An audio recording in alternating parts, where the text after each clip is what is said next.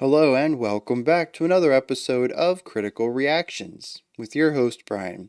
We're going to continue on with this week's theme, exploring the genre of post-hardcore, diving into a band that gets brought up frequently whenever the genre does. We're going to be looking at Drive Like Jehu, the track Here Come the Plows from the Yank Crime album. Let's dive in and see what they're bringing to the table today.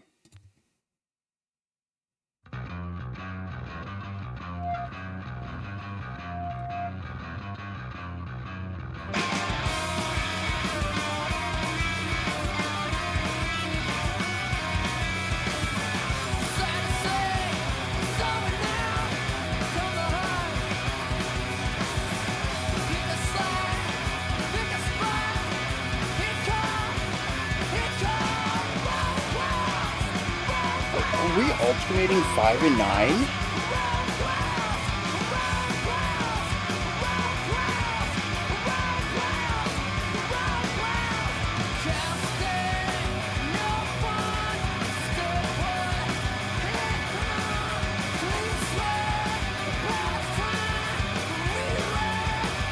There is so much going on.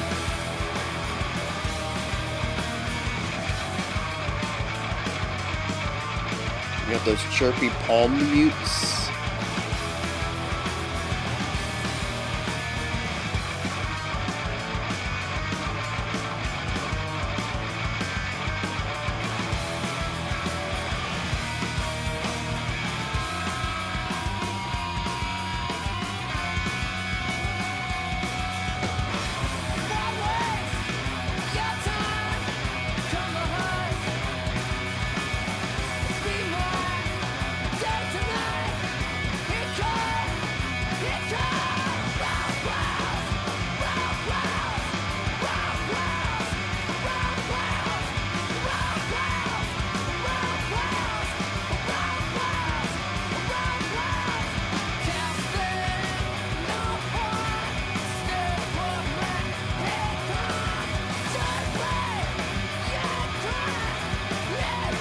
And the vocal rhythms don't really match the rhythmic pattern in the background the instruments are given.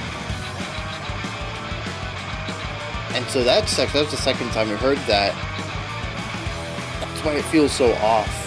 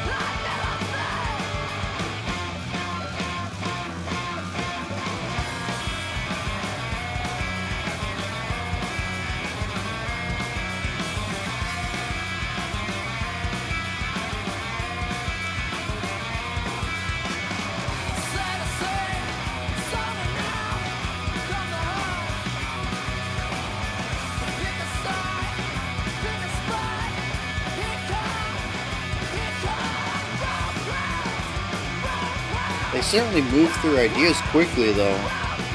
It's what makes this track feel so long, to me at least.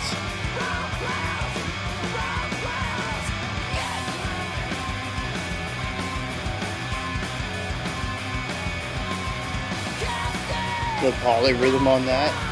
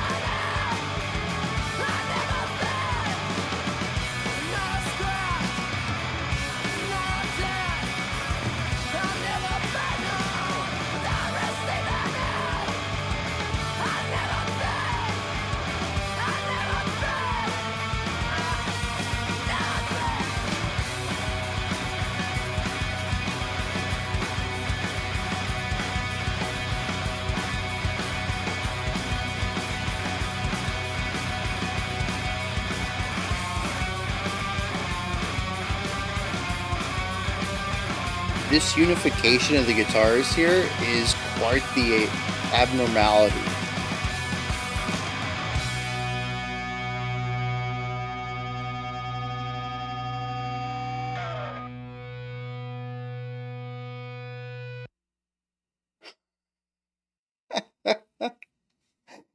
Oh, jeez. What do y'all have me listening to sometimes? So I like parts of this. It is post-hardcore.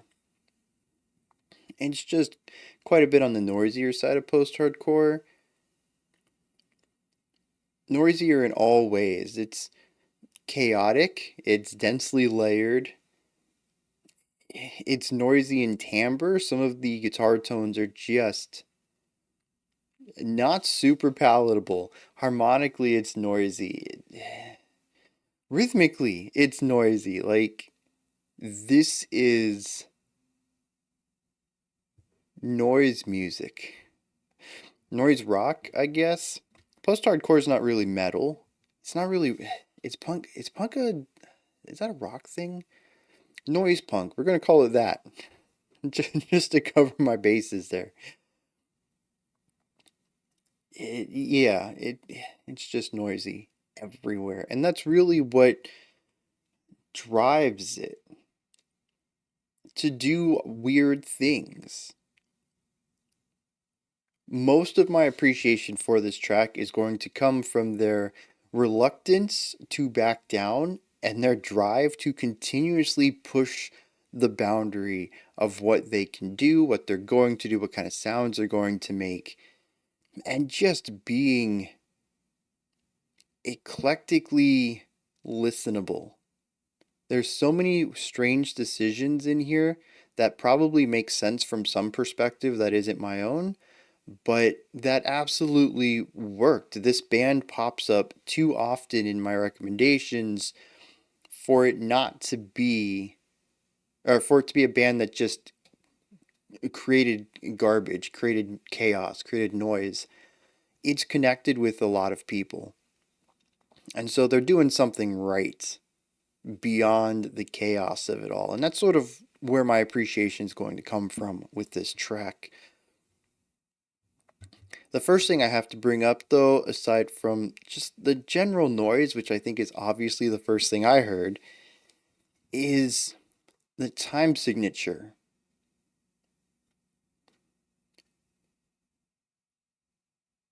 What is it? It's not that I have a hard time finding one. Finding one is really easy because their time signature tends to craft out a bar, and the bar tends to be the length of any given phrase. As soon as you hear the beginning of a new guitar lick or you hear the guitar riff start over, there's your one. I'm not getting lost in it. I just have a tough time keeping up with what's going on metrically. For instance, our opening section, I think, is alternating 5/4 and 9/8, just half of a beat shy of 5/4, which, if we're going to turn it into eighths on the bottom, much like regular fractions, we just multiply top and bottom by 2 and get 10/8, which is, generally speaking, in layman term, the same as 5/4. But here, instead of 10/8, we get 9/8. So we do the bar of 5/4, and then we do another bar that's just a hair bit shorter. I think this isn't a pattern that happens all the time. I can't distinctively say that this is what we're in, some sort of 19/8 time signature.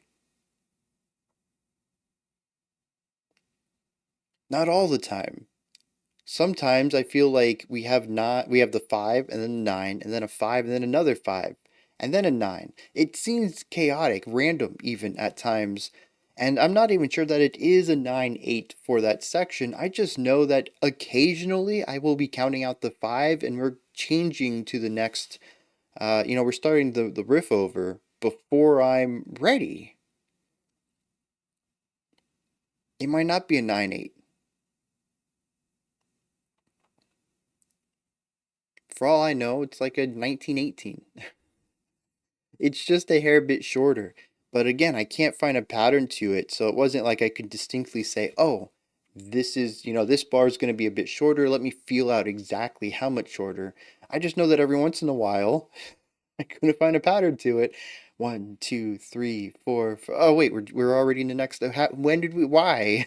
And then when I thought I finally found a pattern, we went to just 5/4 consistently all the time. But this was when I brought in that the vocal rhythms were not matching the instrumental rhythms. The drums were very, very clearly giving us our 5/4 with quarter note accents. Just really laying down this pattern. 1, 2, 3, 4, 5. 1, 2. But the vocals would emphasize different beats all the time. It was almost as if they were on a completely different time signature. For instance, if the vocals were in, let's say 4/4, for instance, and they emphasized, I don't know, beats 2 and 3 of that, we would have 1, 2, 3, 4, but the band would be going to 5, but the vocals go to 1. So now we emphasize 2, 3 again, but it's beats 1 and 2 of the band who are in 5. And the shifting accent pattern, I don't know what polymeter the vocals were in. Maybe it wasn't a polymeter at all. Maybe it was just the vocalist choosing different beats to accent for some reason that is unbeknownst to me, but it creates a section that causes me to question if my counting is accurate. Because after hearing the vocalist accent two specific beats back to back and then change it up on the third bar through, it makes me feel like I've missed a beat. And it takes a lot of willpower to say, no, just keep counting, because my internal metronome is saying, we messed up somewhere, we got to get back on track. That's just something I think that's come from years and years and years and years of playing in big groups. And, that's the sort of thing, you lose the time for a second, and like in a classical setting, you got to look at the conductor, figure out where you're at. Jazz setting, you got to listen to your rhythm section. And it's that hyper focus. Things feel out of place. I need to figure out where my place is, even though I am in place. It's the vocalist that has made things feel weird. It's not me actually losing track of time. And so it puts me in a weird place. I'm curious if anybody else felt that there. Because now talking through it, I feel like it comes from me being a performer, that specific section makes me feel that way. And maybe not everybody experiences that. Maybe that section feels perfectly fine for you. I don't know. So yeah, time, meter, polymetric ideas, but not polymeter. No, not polyrhythms. I don't think I heard many polyrhythms in here, but I do think there's some polymetric ideas and just an ever-shifting time signature. This song is difficult to follow, but not difficult to groove with. They do a pretty good job of emphasizing the downbeat of beat one of the beginning of every bar. No matter how lost you might actually be, you know where the beginning of a phrase is, and you can usually get right back into the jam. They also do a great job of emphasizing key beats in order to create a rhythm and flow through all of these odd rhythms. So even if you don't have the theoretical angle, even if you don't know the time signature is shifting all the time, you can still bob along your head to whatever they're emphasizing. And after you've listened to the song once or twice, you can generally get into the groove that they're laying down. As odd as it is on paper, they found a way to make the groove out of it. And I can appreciate that. It's like gent, just hyper rhythmic, but the listener, they're just like, yeah, this is so good. And they're like jamming out to like the bonkerest rhythm ever. And yeah, it's just I will always love that. And these guys do it well. Not gent, just creating weird rhythms and making it listenable. Noise. Noise, noise, noise, noise, noise. So here's the thing, right? This band does what I hear a lot of post-hardcore bands doing, which is split guitars, right? Where you have a left pan guitar, a right pan guitar, and they're doing two totally different things. That happens here, as well. But I feel like they take it to another level. I mentioned there at the end, both guitars were doing the same rhythm, harmonizing together, and they were doing the same rhythm the drums were laying down. Just like the last 40 seconds of the song, and I'd mentioned something like this is an abnormality in the writing. Our guitars are unified. This is just something we don't hear too often. It's not just the unification of them playing the same thing, it's them playing something positively cohesive. What I mean by that is that the two things they're playing work exceptionally well together to accentuate the same ideas, whether that's the same melody, the same harmony, the same rhythm, anything like that. We really don't get any of that in the rest of the track at all. In fact, there were so many sections when I listened in and I check out the left guitar, I check out the right guitar, and they're just, well, for all I know, they were recorded and written independently. That's how divorced they are of unification. They're not even in the same realm. They're frequently out of tune with each other, playing notes that are just clashing. I'm not saying the guitars themselves are out of tune. I'm not saying that they're playing out of key. But you can certainly play two notes within the same key that harmonically clash, that create dissonance. And it feels almost at times like they purposefully lean into that. Kind of takes away from my written, completely divorced idea, but like one will be playing some chords and the other one just is making noise in rhythms that aren't paired against the drums or the vocals or the bass. Or maybe they're both playing lead lines and they're just stepping all over each other's toes. There's no room made harmonically or rhythmically for what they're doing. It's just two lead ideas going at the same time, counterpoint style, with completely ambivalent of the other line. It creates so much chaos, so much noise, rhythmically, harmonically, melodically. It's just clashing sounds. There's tension in the dissonance, there's tension in the spacing, there's tension in the layering. It is just a lot happening all at one time. It's oftentimes it honestly felt like watching a dance on a stage, two dancers. They both come out in similar attire. You figure that their dance is going to be something they do together, a duet. I don't know if you call it duet in dancing. I'm going to call it a duet in dancing. And then one ends up doing like modern pop and lock sort of dancing, and the other one's like classical ballet. And you're like, I don't know how these two relate, and they're very rarely ever doing dance moves together. I'm just seeing two very dissimilar styles of art at the same time. And I don't know why they weren't separated in this performance. Why we didn't have one style and then the next. They're just both presented here at the same time. That's what the guitars feel like to me. It certainly creates a vibe and an aesthetic that, like I said earlier, it works. This band obviously has fans. I see the fans show up quite a bit, even in this channel, which is pretty small. I'm sure that they have even. Let me check real quick. Let me see what we got right here.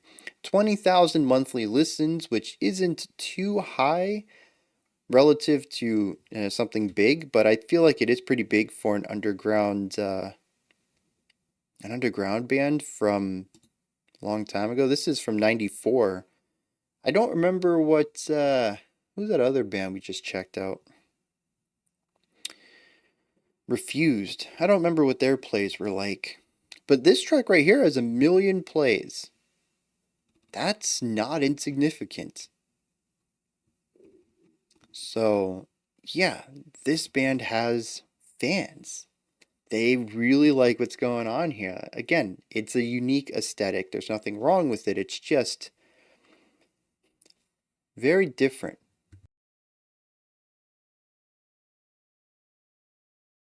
And the thing is, it doesn't even stop with these two guitars. The bass also comes in as like a third lead element at times, and just if it wasn't cluttered already, the bass absolutely pushes it past its limit occasionally. And this brings us to the vocals.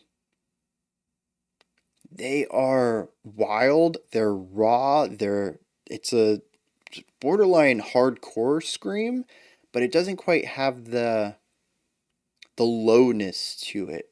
Like when I think of hardcore, I think of like a raspy grunt.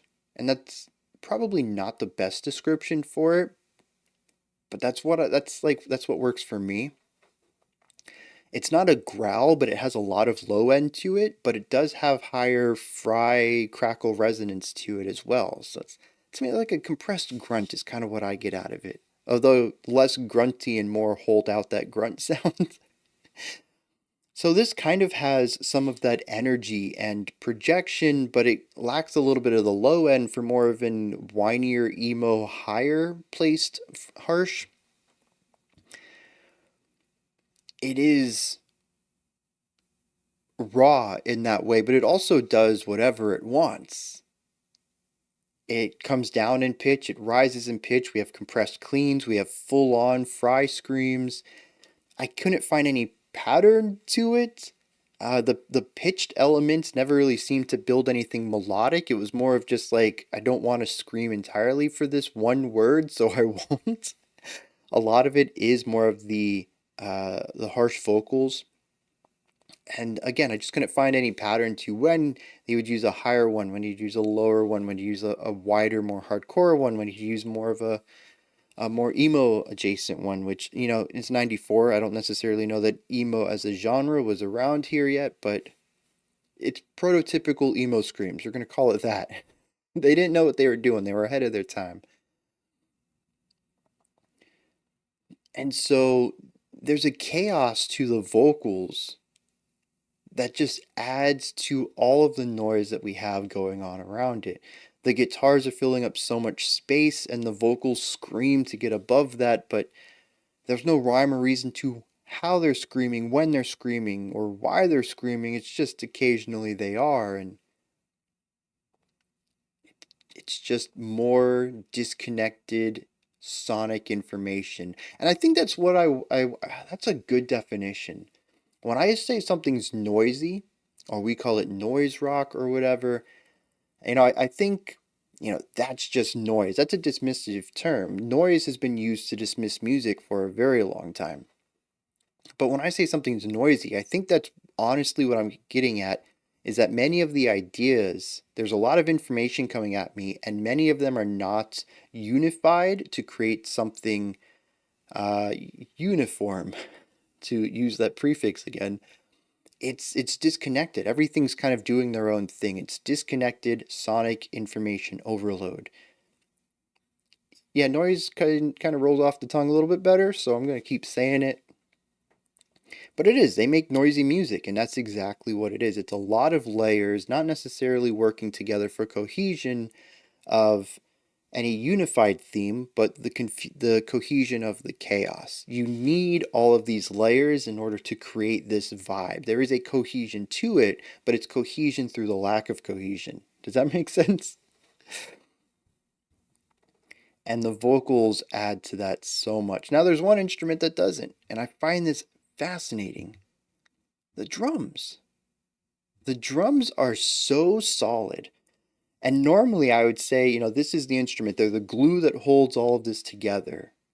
It's the reason the song doesn't fall apart, but I don't necessarily know that that's true here.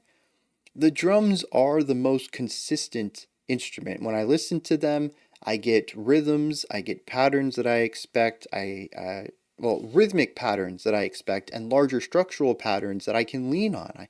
I can hear things in the drums that allow me to see a structure to the song. But I don't think that it's complementary to everything else. In fact, it feels like the drummer just really likes to kind of sit in the background and keep a beat, occasionally throw down some sick fills, and call it a day. It's not necessarily that it's holding everything together, it's kind of doing its own thing just in a disproportionate direction. Much like all the other instruments who are self-contained and clashing with everyone else, the connectedness and understandability of what the drums are doing and presenting clashes with the wild chaos everywhere else and becomes chaotic on its own because of that. It becomes chaotic through context. In any other band, this would just be a metronomic backbeat. This is what holds, the whole rhythm together. In this track, it is a weird element of purity within the chaos that makes it feel weird. Like, why aren't the drums just as wild and noisy? I don't know. It makes me ask questions. I like it. I like having this home. I like having this center. When things get too crazy, I focus on the drums and I can find a center to everything. But I think even if the drums went super bonkers, wild, doing whatever they want, the song still wouldn't fall apart. The cohesion comes from the chaos. It doesn't come from any structure within it. And I find that to be a fascinating element for them. Even when they put structure in it, it still feels unstructured. How many bands can say they do that? So we've talked about rhythmic, we've talked about melodic noise. There's one other section. I'm not going to have much to say on it because there isn't much to say. Harmonic noise, harmonies, chords, note intervals. There is a lot of clashing sound waves here as far as pitch is concerned.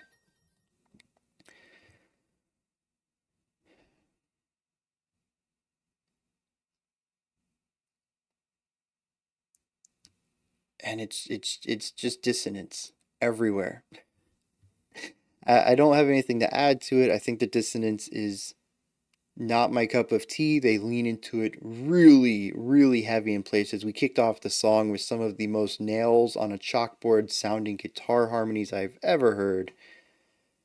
It's not my cup of tea, but it 100% plays into the atmosphere and vibes that they're creating. And as I mentioned, they went for noisiness on every level. It's impossible not to have approached the harmonic concept here and created these massively dissonant sections.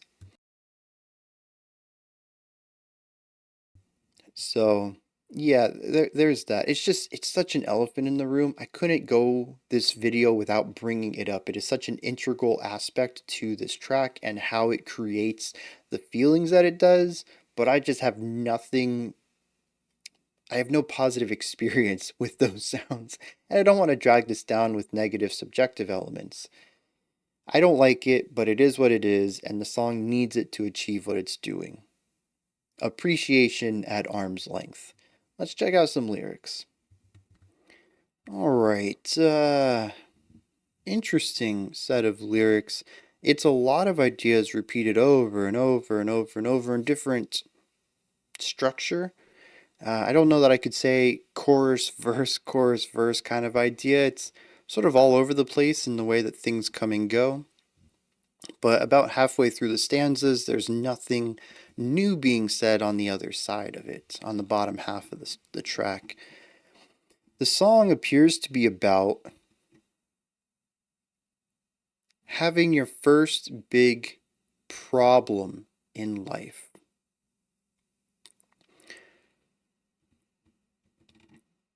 Most of this comes to me from a section in the middle that gets repeated on towards the end. Says, we're on the receiving end. I've never been. Dear friend, I've never been on the receiving end, and I've never been, not a scratch, not a dent. I've never been on the receiving end. There's a lot of repetition in here as well, even within stanzas themselves.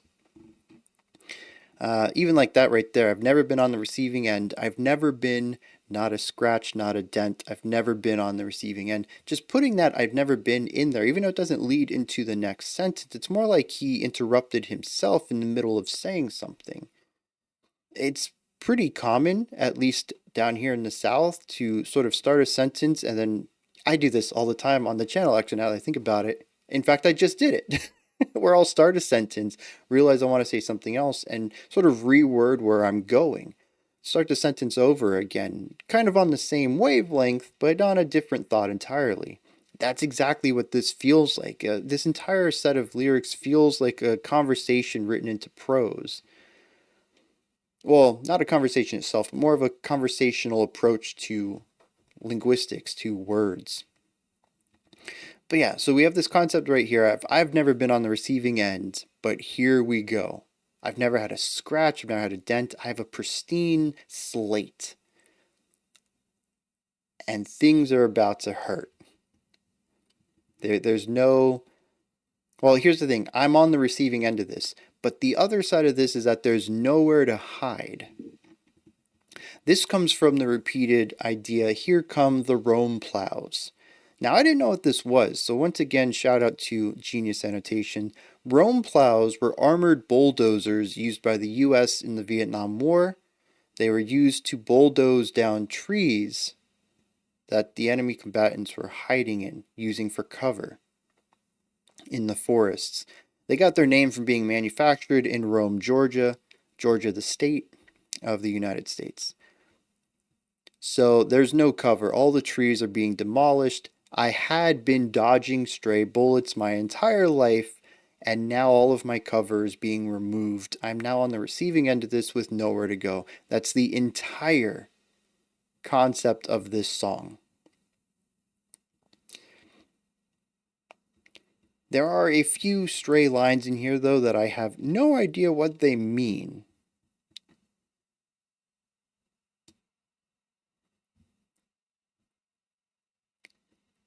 One is our second verse. Why waste your time? Here come the Huns. Be my date tonight? Here come the Rome plows.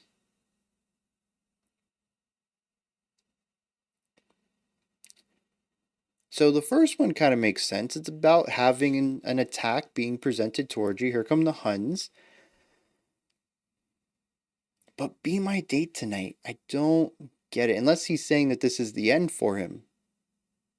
After today, there's just no chance at this. So how about a one last nice night? Let's go on a date. That kind of vibe. But otherwise, it kind of comes out of nowhere. The other is a repeated stanza that we see like 3 times throughout here. It says, Cal State, no fun. Stay put, man. Here come. Too late. Yank crime. Erase. Yank crime. I have no idea. I really. Actually, there is a variation on this. The beginning's the same. Cal State, no fun, stay put. But then he says, here come, to clean the state, to pass the time, to erase the yank crime.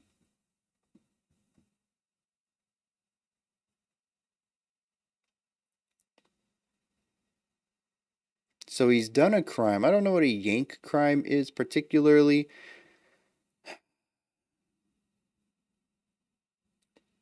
Do I look up Urban Dictionary for this? Something tells me that it is a colloquialism, some slang. But anyways, he did this crime, and he's gotten away with a lot of stuff in the past, gotten away scot-free. This time it's not going to happen, and so they've come to clean the slate. We got to get rid of this transgression. And, yep. There's no running away from it this time. Made a mistake, and this time he's got to pay for it. That's the general vibe I get from this track. I would say that the chaos and confusion of the song fits into that narrative. The first time you really get in trouble after getting away with things scot-free for so long can be a anxious period of time, one of uncertainty, not having any experience being in the hot seat like this. But honestly, I think this is just the music the band makes.